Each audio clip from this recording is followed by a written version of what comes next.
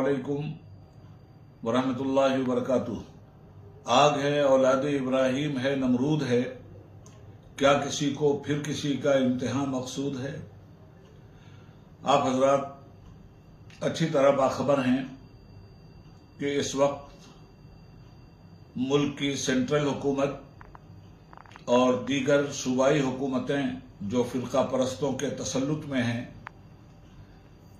मुस्लिम उम्मा के सारे हुकूक तबाह करने के लिए, मस्जिदों को शिकस्त व रेख से गुजारने के लिए, मदरसों पे बुलडोज़र और हमारे वक्फ की जायदादों को हड़प करने के लिए हर तरह की नापाक मनसूबाबंदी कर रही हैं, जिसमें मौजूदा वक्फ तरमीमी बिल जो पार्लियामेंट में 10 मार्च को पेश होने जा रहा है, खुदा न खास्ता अगर ये मंजूर हो गया तो हमारे बुजुर्गों की वक्फ करदा जायदादें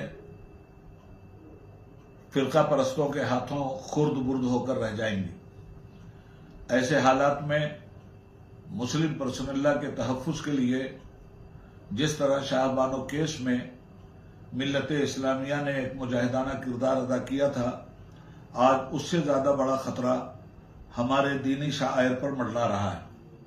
लिहाजा इस सिलसिले में मुस्लिम पर्सनल्लाह बोर्ड ने यह फैसला लिया है कि 13 मार्च को इस बिल को मुस्तरद करते हुए हम एक अवामी मुजाहिरा करने जा रहे हैं। यह मुजाहिरा जंतर मंतर रोड पे होगा।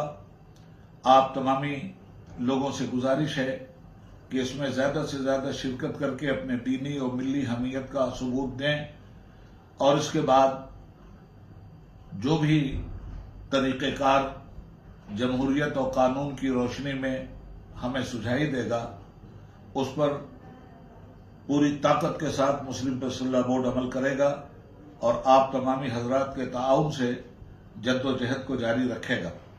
आने वाले दिनों में लाहे अमल क्या होगा, इस धरने के बाद तय करेंगे।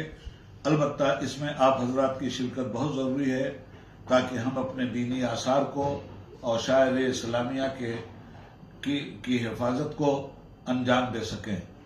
आपका खादिम उबैदुल्लाह खान आज़मी, नायब सदर ऑल इंडिया मुस्लिम पर्सनल्लाह बोर्ड। अस्सलामु अलैकुम।